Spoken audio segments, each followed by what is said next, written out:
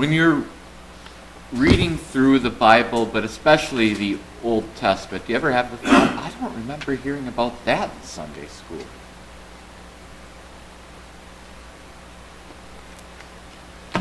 And sometimes if you wander into the wrong places of the internet, you'll have people who say, I used to be a Christian, and then I read the Bible, and they're scandalized by things that they read in the Bible because they never taught me that when I was in Sunday school. As if just because it's in the Bible means that it's appropriate for a fourth grader. I think I remember when we were sixth graders and we discovered Song of Solomon, and we would giggle as he talks about her body parts. Can you go out to Staples? I'm not sure I can point you the way to Staples. Okay. Or there's paper clips underneath the fish tank. And so it's good for us to be familiar with these parts, but we also recognize that they're fitting into a narrative in a different way than maybe we expect. And one of my answers to why this is included in the Bible is because that's how it happened.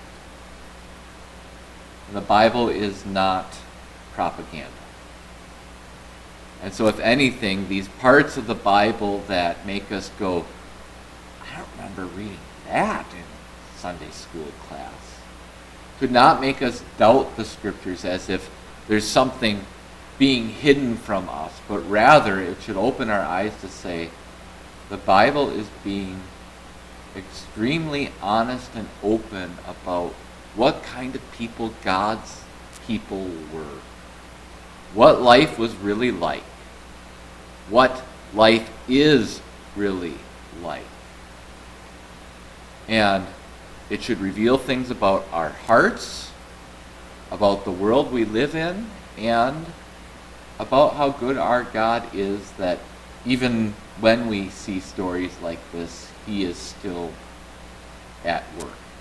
So, because this is the ultimate. I don't remember reading about that in Sunday school class. I don't think Dinah and Shechem are ever on the Sunday school agenda. Lydia's now at school. They did Genesis, his freshman religion class at St. Croix, and I'm assuming they read this chapter. But as freshmen, you can read things that you would not read as a third grader, a fourth grader, a fifth grader, or even a sixth grader. So, I, once again, am going to read the whole section, and then you'll have the opportunity to ask specific questions. And I don't have that much to say about it. I kind of have 2 points, basically. So, Dinah, Jacob's daughter by Leah, went out to see the young women of the land. Shechem, the son of Hamor the Hivite, the chief of that part of the land, saw her and took her, lay down with her, and humiliated her. There's a note there that the Hebrew word is a euphemism. I'm going to trust the translator on that it is a euphemism that could be translated as he raped her. But the word is softer than that, and there's another word if you want to emphasize. But so it's a euphemism. It's trying to be polite. Yes. Oh, 33. 34. Sorry. He had a strong desire for Dinah, the daughter of Jacob, and he was in love with the young woman and spoke tenderly to her. Shechem spoke to his father Hamor, saying, "Get me this young woman as a wife." When Jacob heard that Shechem had defiled his daughter Dinah, his sons were out in the field with his livestock, so Jacob kept quiet about it until they came back. Hamor, the father of Shechem, came and talked with Jacob. The sons of Jacob came in from the field and they heard about it. The men were shocked by the outrage, and they felt And they were very angry because he had disgraced Israel by lying down with Jacob's daughter, a thing that should not be done. Hamor spoke with them. He said, "My son Shechem has a deep longing for your daughter. Please give her to him as a wife, intermarry with us. Give us your daughters to us, and take our daughters for yourselves. You may live among us, and the land will be open to you. Live in it, conduct trade, and acquire property in it." Shechem had said to her father and to her brothers, "Let me find favor in your eyes, and whatever you ask from me I will give. No matter how great a bride price and gift you demand, I will give it. Just give me the young woman as a wife." The sons of Jacob answered Shechem, his father, Hamor, deceitfully, because Shechem had defiled their sister Dinah. They said, "We cannot do this. Giving our sister to a man who is uncircumcised, that would disgrace us. Only on this condition will we consent to your offer. If all your males become circumcised as we are, then we will give our daughters to you, and we will take our daughters for ourselves, and we will live with you, and we will become one people. But if you do not accept our terms and undergo circumcision, then we will take our sister, and we will be gone." Their offer pleased Hamor and Hamor's son Shechem. The young man did not delay acting on it, because he was delighted with Jacob's daughter, and he was the most important of all the household of his father. Hamor and his son Shechem came to the gate of the city, and they discussed this with the men of their city. They said, "These men want peace with us, so let us live in the land and trade in it. Look, the land is large enough for them. Let us take their daughters as wives for ourselves, and let us give them our daughters. Only on this condition will the men agree to live with us and become one people with us, if every male among us is circumcised as they are circumcised. Won't all their livestock, all their possessions, and all their animals become ours? So let us accept their offer, so that they will settle among us." Everyone who assembled at this gate of the city listened to Hamor and Shechem his son. So all the males who assembled at the gate were circumcised. Then, on the third day, when they were still sore, two of Jacob's sons, Simeon and Levi, Dinah's brothers, each took his sword, attacked the unsuspecting city, and killed all the males. They killed Hamor and Shechem, his son, with the edge of the sword. They took Dinah out of Shechem's house and left. Jacob's sons came to the dead bodies and looted the city, because their sister had been defiled. They took their flocks, their herds, their donkeys, and everything that was in the city, and everything that was in the countryside, and all their wealth. They took all their little ones and their wives as captives. They looted everything that was in the houses. Jacob said to Simeon and Levi, "You have ruined me. You have made me a stink to the inhabitants of the land, among the Canaanites and the Perizzites. I am few in number. They will gather themselves together and strike against me and attack me, and I will be destroyed, I and my household." But they said, "Should he have treated our sister like a prostitute?" So, what are your questions?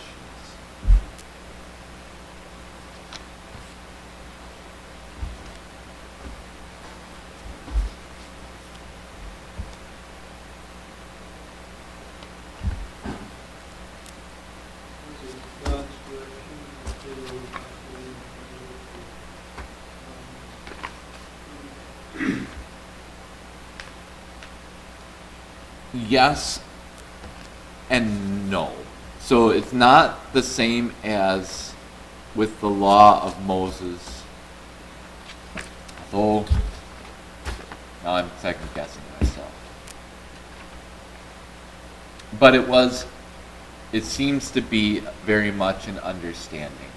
Because if you go back to Abraham, God tells Abraham, not going to be Hagar.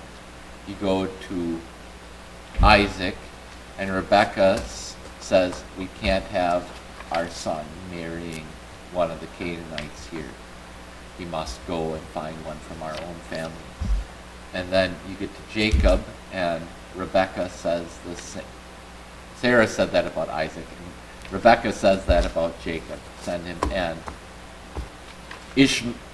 Esau realizes that his parents were not pleased that he had taken wives from the nations around them. And so Jacob goes And there's also the promise of God over all of this, that God will bless, God will give. So when Abraham saves Lot from the city of Sodom and Gomorrah, and the cities of Sodom and Gomorrah say, oh, here, take all the loot for yourself, Abraham says, I don't want anyone to say it's because of us that God has blessed Abraham. And so you have this consistent message of trust in the promise of God. Take what God gives, and also that this is the line, and that there's judgment coming on the people of Canaan for the sins that they embrace and live in. That out of all the peoples of the world, God is choosing one people who will not follow after the sins of the people around them. But I'm struggling to think, and since we've read most of this together, I can't think of a time where God said, do not, where God himself said, you will not let your sons marry the people of this land. Mostly it seems like it was understood that God said he would bless us. And so we aren't going to look for blessing. We aren't going to take shortcuts to that blessing, but we are going to let God show his power and his mercy.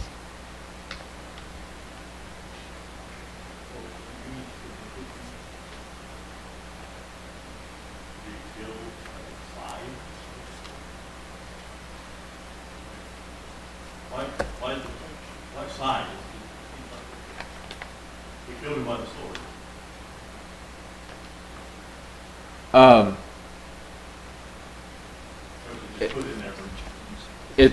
It's narrative flavor. You know, to be run through by the tip of a sword does not mean anything different than to be run through by a sword, but it's a little bit more descriptive.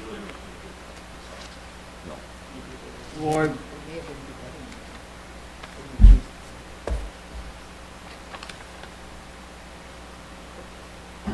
what verse was that? That's verse 26. With the edge of the sword.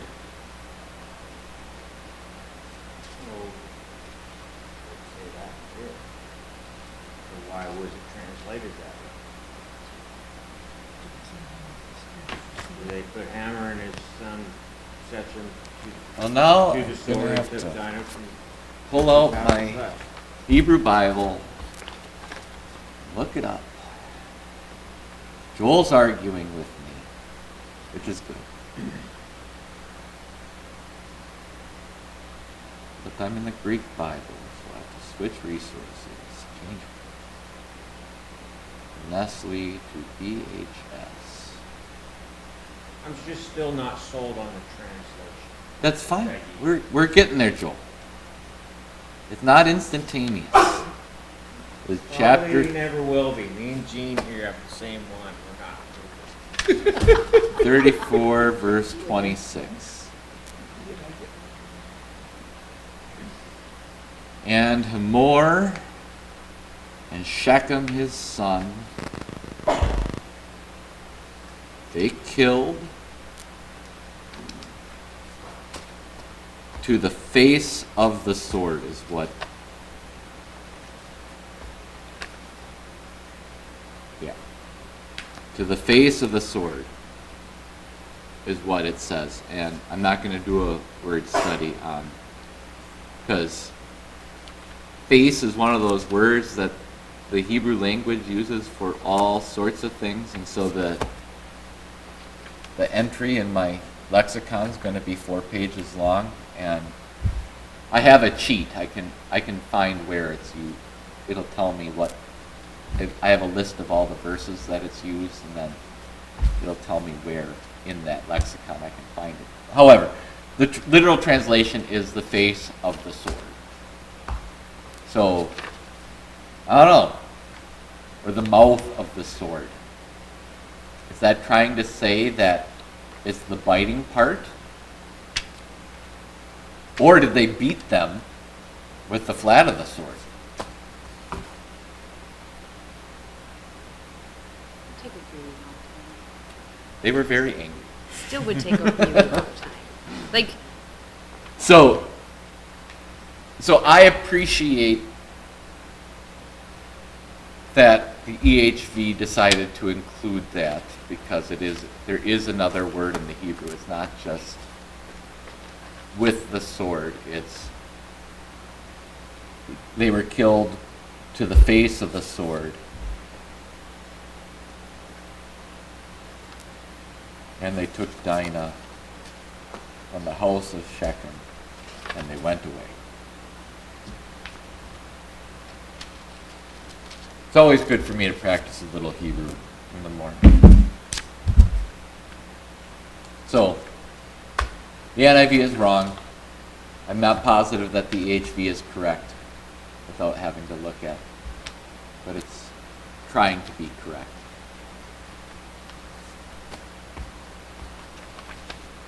And so it would seem to me that it's emphasizing the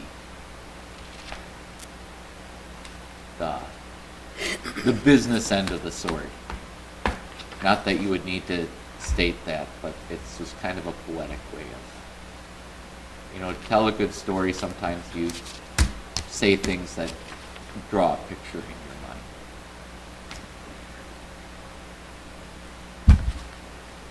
Morning, Shauna. Morning, Shauna. Other questions? Things that jumped out at you?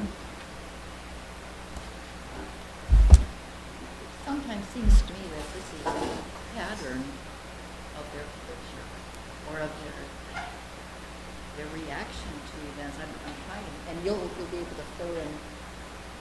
But when a woman from one of the tribes who was raped until she died, and so they cut her up in pieces and sent a piece to each of So the that's tribes. at the end. Is that at the end of Joshua or Judges?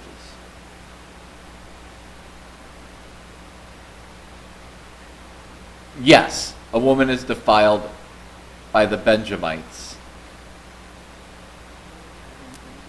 And then they killed all the men. And then they're like, oh, what did we do? We've pretty much wiped out a whole tribe. And then they concocted a scheme by which they took all the wives of, however it turned, I'd have to read. They had to concoct a scheme so that Benjamin's inheritance wouldn't be taken away.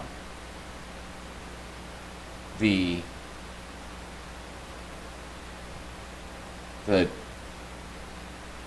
parallel, when I read this, my mind immediately goes to David's household with Ammon and Tamar. However, that turned into a different circumstance because after Ammon defiles his sister, Tamar, he despises her. So his longing does not increase, but rather it turns into hatred. And Absalom then plots and kills Ammon to avenge his sister.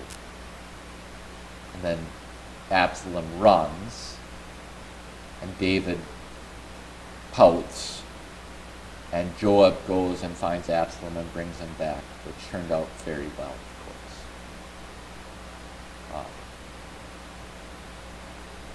course. And that was part, although God, it's not that God put into Ammon's heart to do such a thing, it was a consequence of David's own actions. I think we could fairly say that David's sons learned from him. And in a way, you could say that Simeon and Levi learned from Jacob. Well, Dad, you're always arranging things so that it works out your way. How did they act any different? And young men are not always as wise in their and thought out in their actions as more experienced. And so Jacob reacts by saying, "You ruined me. Don't you see what this is going to do to us in the land? We're not powerful enough to stand against all the other tribes in the area." But they're only concerned about justice. It seems like, you hate to use the word bloodthirsty, but when they were conquering Canaan and they would wipe out civilizations or wipe out villages and kill all the men. That was at God's command. It was at God's command, but this sets a pattern for them, a way of thinking that this must be okay, even if God didn't command them to do it in this case. And I'm gonna shift to something more modern. Because that's in my mind, the conquest of Canaan is completely different. Because God told his people, these people have been judged. Their time of grace is over. Their time on earth is ended. I can't think of any other time where God specifically tells someone this about another nation. Now, God's at work in history so that Assyria is conquered by Babylon and Babylon's conquered by Persia and so on and so forth. However, it's not like God told the Babylonians, go wipe out all the Assyrians. That was just God's hand in the regular working of history. However, forgive me for being slightly political and controversial. In 2014, when Michael Brown and the Hands Up, Don't Shoot movement started, and Trayvon Martin in Florida, and then George Floyd and Breonna Taylor in 2020. When these events happened, there were kind of two main groups taking to the streets. Who were the two main groups?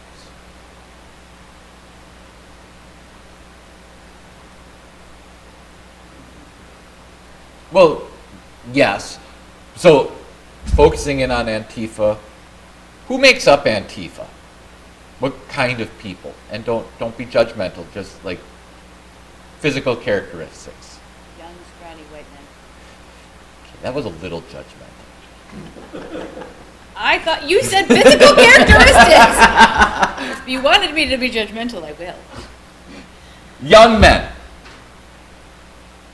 who took the streets in most of the Black Lives protests / riots. Young men and women, but a lot of young men The damage was mostly done. All of the damage was mostly done by young men. Should we, because young men are idiots, automatically discount that there's a desire for justice? And I'm not going to comment on any one of those situations that led to this, because I don't think they're necessarily clear. But I think it is clear that many of these people who took to the streets and caused so much damage feel or felt that injustice is being done and no one cares.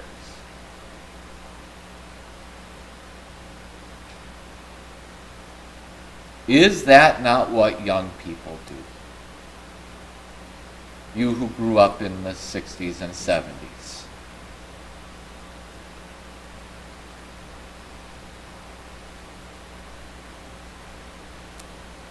You know, the World War II generation in some ways had it a little easier because it was pretty clear who the good guys and the bad guys were. The young men got to say, yeah, we get to go fight, and put all of their energy into that fight, and they could feel in their heart of hearts that they were on the right side.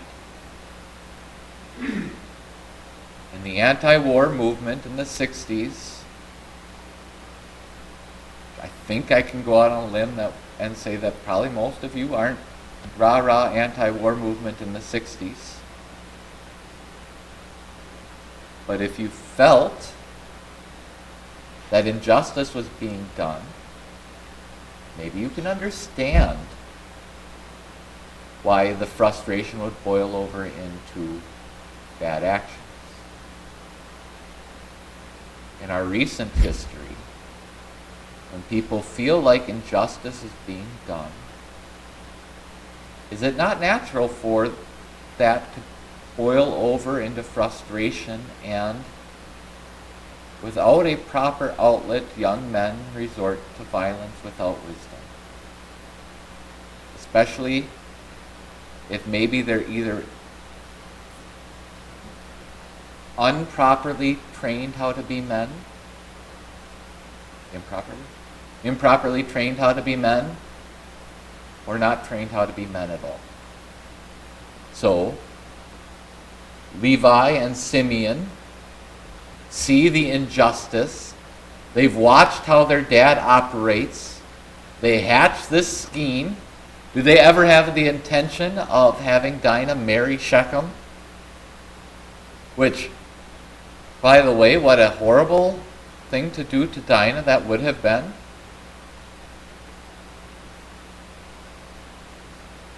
But they never have the intention. But instead of following a proper way to say, we not only are we going to refuse your offer, but you owe us justice for what you did to our sister. They deceive and they take justice into their own hands. I just want us to realize that there's nothing new under the sun. And when we see things in our own times and in our own nation that make us think that the world is ending, maybe we could take a step back and go, isn't this how young men act always? And isn't our response to seek justice? And sometimes that means speaking very clearly instead of taking sides.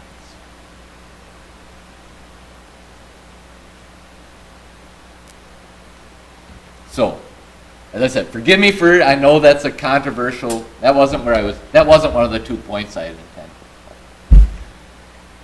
If we're looking at a pattern, that's the pattern I see. They learned from their father, but they did not learn yet the lessons their father had learned through his mistakes. Yes, Gene? You think that Levi and Simeon were expecting a commendation from Dad? Or what sort of, did they even think that far ahead? I do not think they thought that far ahead. If I know the heart of young men, I can sort of remember being a young man. You know, in high school when a teacher is being unfair and the administration is taking the teacher's side, taking the side of injustice, and young men take justice into their own hands. They're not looking for a commendation necessarily, but rather, we'll show you how this should have been done. If Dad's too weak to do what needs to be done, we'll do it. That's what I get from their last sentence. Dad went along with this. Well, so He was this okay- Was he now- okay with the idea? now that leads us to one of the points I was going, because this comes up later. At the end of Genesis, since it's going to be a while before we get there, especially since after we have 2 chapters left and then we're going to switch topics. So Genesis 49, verses 5 through 7.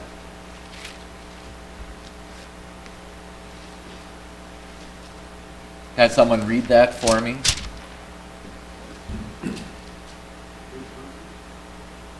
Genesis 49, verses 5 through 7.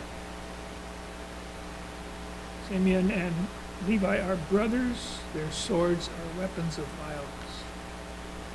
Let me not enter their council, let me not join their assembly, for they have killed men in their anger, and hamstrung oxen as they pleased. And verse 7. Cursed be their anger so fierce, and their fury so cruel. I will scatter them in Jacob, and disperse them in Israel.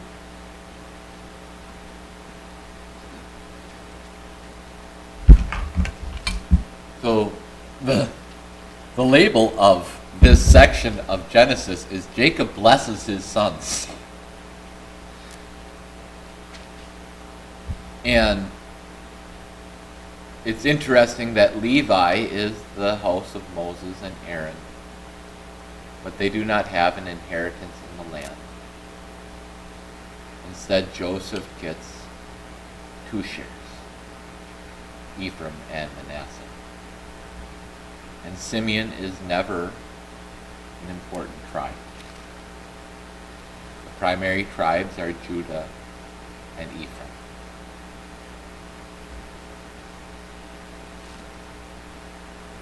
And so no, Jacob was not pleased. I don't know what Jacob was thinking. So that's what I was going to comment. Regardless of Simeon and Levi's intent, I think that had they just gone along with it, it would have turned out badly. 1, intermarrying never works. 2, I think the other people would have said, look, we can do this all the time now. They just let us have their women. We can do what we want. And in that respect, you could say the question that Simeon and Levi ask at the end is not wrong, is it?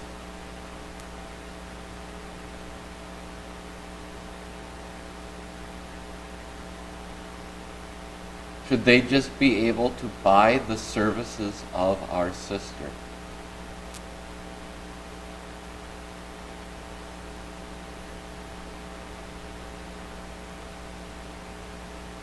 And in some ways, you could say that Jacob does show some weakness here. That he does live a little bit more out of fear than out of trusting God to take care of him.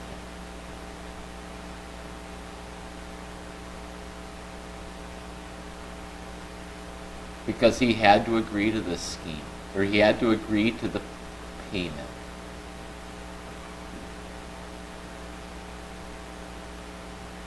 He knew what his sons were up to, but they didn't know how far this was going to go. I don't think he knew that they were planning on attacking. But he agreed to the term that, oh, I guess if they get circumcised, they can have my daughter, because that will keep the peace. Good rarely comes from covering over injustice just to maintain the peace. And you just couldn't take out the son and the dad. You had to take out all of them. Well, All of them. Because otherwise they, so Simeon and Levi, yes. yeah. But when Hamor and Shechem come to Jacob, did he have to make arrangements with them? Could he not have gone to the other tribes and, as an influential, well-respected man in the land, say, see how this tribe has disrespected me? And trusted that God would keep him safe and do things for him.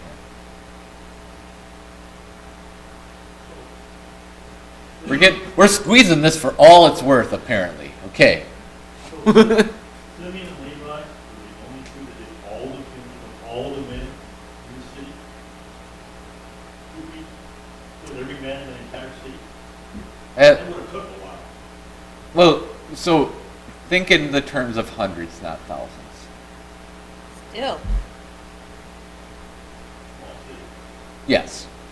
Yeah, but So, those- in general, If those guys aren't able to walk, No. in general, whatever your idea of how big the cities are, probably cut it into a third. Especially in the old, the term king, until Saul, think smaller. Because Abraham was able to, now granted, this is definitely God's hand at work, but with 300 men in his household, he was considered basically a small city of his own. And he faced off against the 4 kings. I think it's the 4 kings versus the 5 and the 4 kings wing. I might have that back. What do you think it's time? How long did it take these two groups to do it? A lot longer than it would take someone with modern technology, but I always kind of assumed that they were utilizing whatever means available to ease their pain. Like, yes, they're still sore, but I would have guessed that they would have been otherwise. Like, I've met men in pain. They don't just put up with it. I've met Sorry. they had Especially self-medicated. pain there. So- I would guess they had self-medicated as well, and maybe not all of them. Good It- point. Yeah. But that So, would, like, It would also make sense if Simeon and Levi take along however many servants are willing to go with them. Well, that's what I was wondering here. But Was it just those two? And but nobody else killed so them? I would say it wasn't any of the other brothers. Okay. That's as far as I. Well, No. we're not sure. Could I see Simeon and Levi? Like, who's gonna stop them?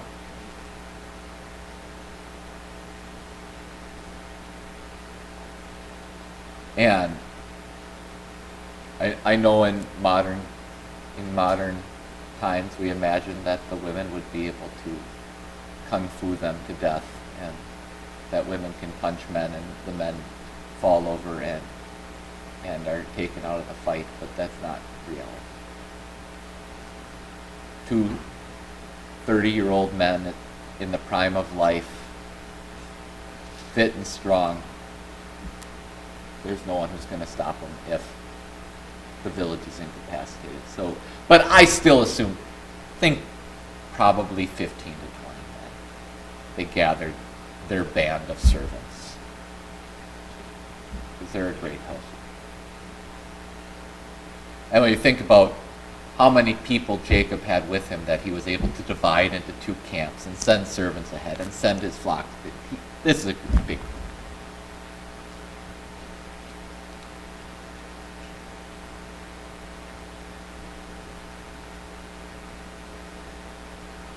Other thoughts or questions?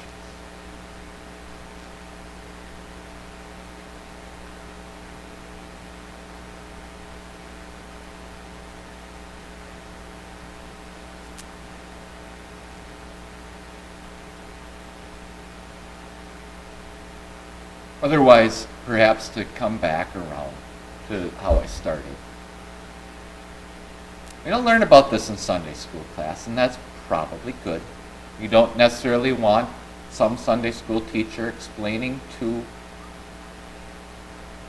the sixth grader what all happened here.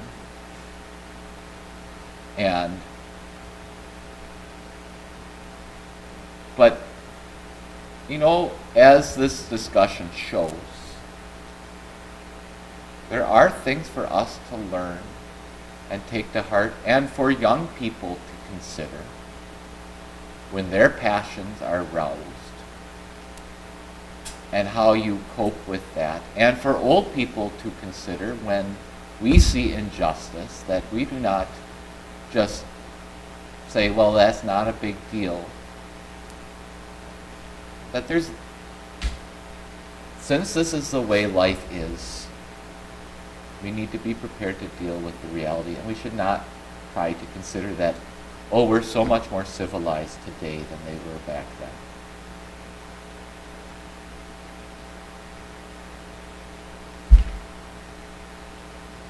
But the other thing that whenever you see this,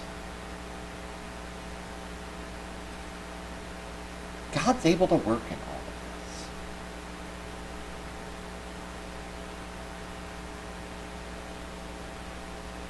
this. That, as I said, God did not plant in Shechem the desire for Dinah. God did not whisper in Simeon and Levi's ear, here's what you do. Convince them all to be circumcised, and while they have all got ice packs on and can't walk, go slit their throats. However, in the end, God's plan of salvation advances. Look at our own political situations, our own troubles in our own world, our own troubles in our own lives. God does not ever cause evil. But even when evil occurs, God's plan advances. That's a mystery that we struggle with. But that truth is also meant for our comfort and our joy. What are your thoughts or questions on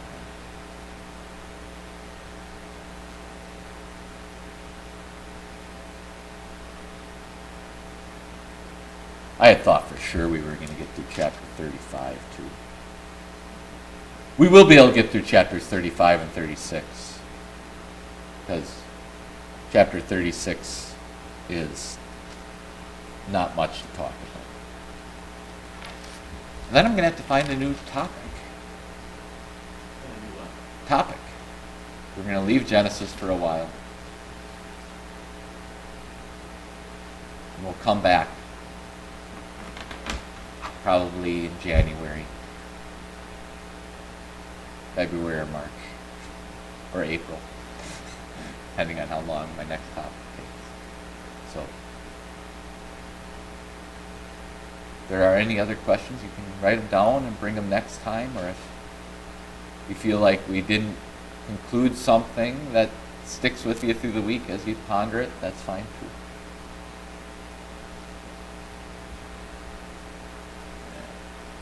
And Bible class.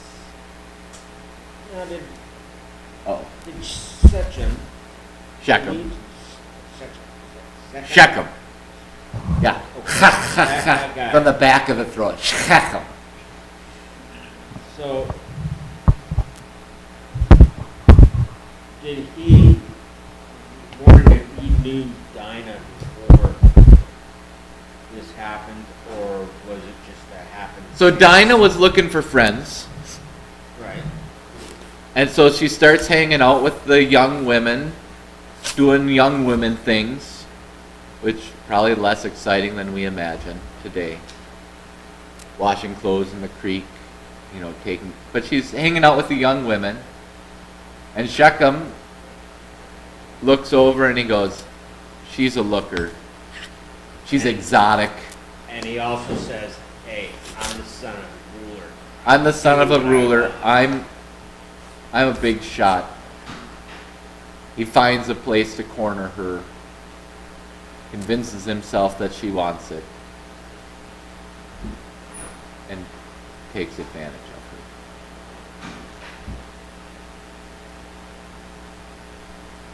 So that's the timeline. She's hanging out with the women of the Hivites, and she catches his eye.